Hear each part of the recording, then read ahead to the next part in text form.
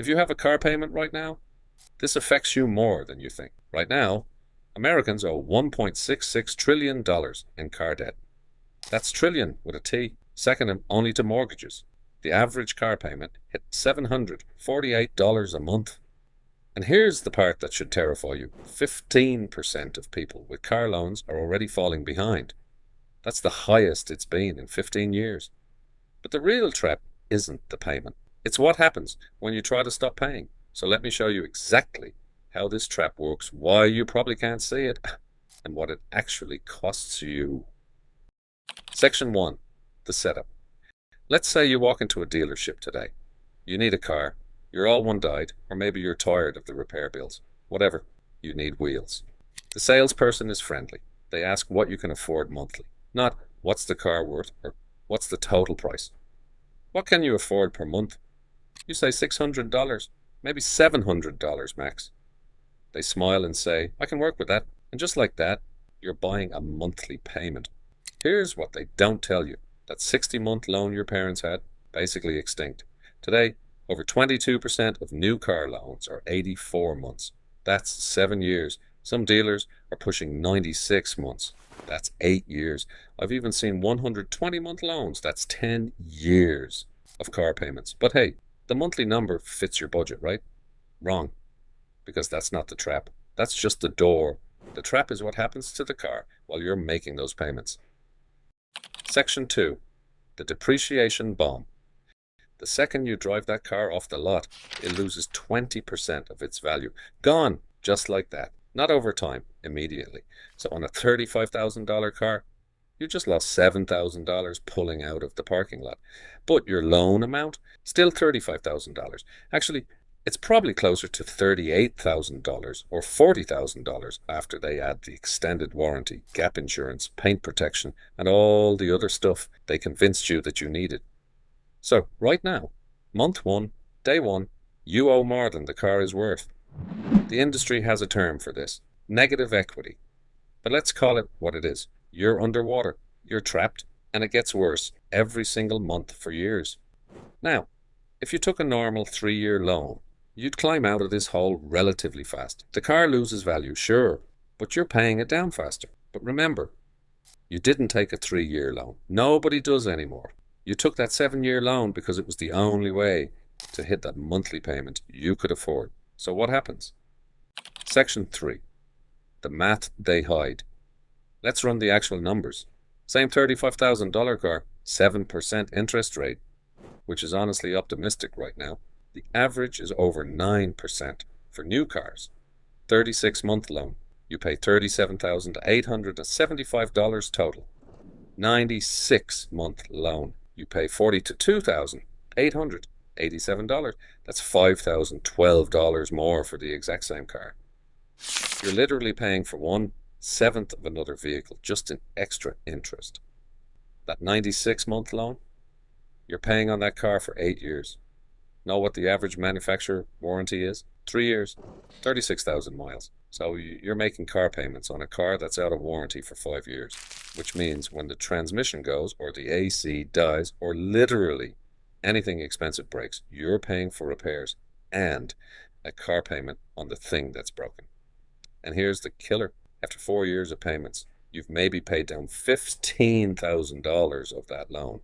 But the car, now worth maybe $18,000, you still owe $25,000. And this is it if everything goes perfectly. If you have good credit. For millions of Americans, so much worse. Section 4. The failed escape. So year 3 or 4 hits. Life happens. Maybe you need a bigger car. Maybe the car just keeps having problems and you're done. You go to trade it in, and the dealer tells you, yeah, your car's worth $18,000. But you owe $25,000. So you need to bring us $7,000 to make this trade work. $7,000 cash. Do you have $7,000 just sitting around? Because 44% of Americans who trade in their cars right now don't. They're all underwater, every single one. And the average negative equity on those trades? $7,000. So what do?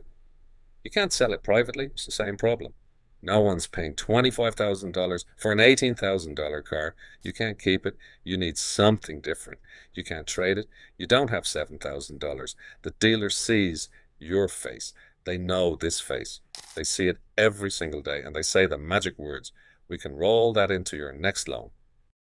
Section 5. The debt spiral. Roll it over. That's what they call it. Such a friendly term, like rolling over in bed. Easy, comfortable. Here's what it actually means. You're going to take that $7,000 you owe on your old car and add it to the price of your new car. So you're shopping for a $30,000 car, but you're financing $37,000. You're literally paying for a car you no longer own. You're paying interest on a car that's sitting on someone else's driveway or in a junkyard. But wait, the new car also depreciates 20% immediately. So you just went from $7,000 underwater to what, $10,000? $12,000, and you just signed another 84-month loan. This is the trap. This is the cycle. Every trade makes it worse. Every new start, people end up owing $50,000, $60,000 on cars worth $30,000. They're making $700, $800, sometimes over $1,000 a month in car payments, and they can't stop because, and this is the crucial part, they need the car. Section 6. The predatory layer. Now, everything I've described, that's for people with decent credit going to normal dealerships. For people with bad credit or no credit, there's a whole other level to this trap. They're called buy here, pay here dealerships. And they're not just predatory, they're designed to fail you. Here's how they work. They buy cars at auction for $2,000. They mark them up 5 to 6 times. So that $2,000 car now costs $10,000 or $12,000. And they'll finance it to you at interest rates that exceed 30%. A study found these places add $25.8 billion in hidden interest charges across all their loans. Billion. That's money they just pocket because they can mark up interest rates above what you actually qualified for. And most people never know. But here's the darkest part. They don't expect you to pay off the car. That's not the business model. They expect you to make payments for 6 months, maybe a year, then miss a payment. They repo the car. Then they sell the same car to someone else. Same car, different victim. 6 times the auction price again. Section 7. Why you can't escape. So why don't people just not play? Why not skip the car, use public transit, bike, whatever? Because America doesn't work that way. 91.7% of American households have at least one car. That's not because cars are fun or convenient. It's because the entire country was designed around highways and suburbs. Public transit is basically non-existent in most places. Jobs, healthcare, schools. They're all built assuming you can drive. Studies of low-income families found that the ones with cars, having a car in America isn't a luxury. It's a requirement for economic survival. Transportation is the second largest household expense after housing. The average American household spends almost $11,000 a year. That's more than double what people in the UK spend. Think about that. You need the car. You can't afford the car. But you can't afford not to have the car. Perfect trap. Section 8. The bigger picture. So where does this lead? Right now, we're sitting on $1.66 trillion in auto debt. Delinquencies are at 15-year highs. People with subprime loans, almost 7% of them are at least 60 days behind. That's the highest it's ever been. Car prices are averaging almost $50,000. Interest rates are above 9% for new cars, nearly 14% for used.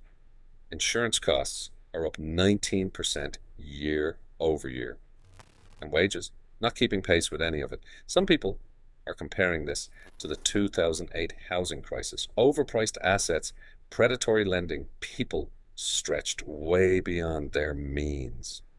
But there's one critical difference. You can rent, you can live with family, you can survive without owning a home. But in America, you can't survive without a car. So the trap doesn't just affect individuals anymore. It's systemic. It's millions of people locked into payments they can barely afford for vehicles that lose value faster than they can pay them down, with no way out that doesn't involve going deeper into debt. And every year, it gets worse. So what do you do with this information?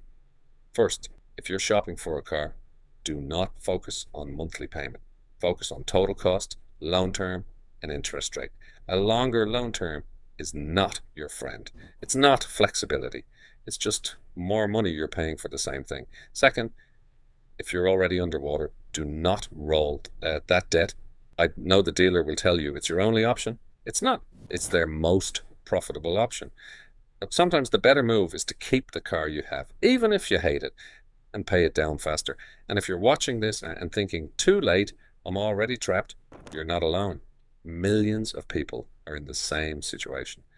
And the first step to getting out is understanding how it works. You can't fight a trap you can't see.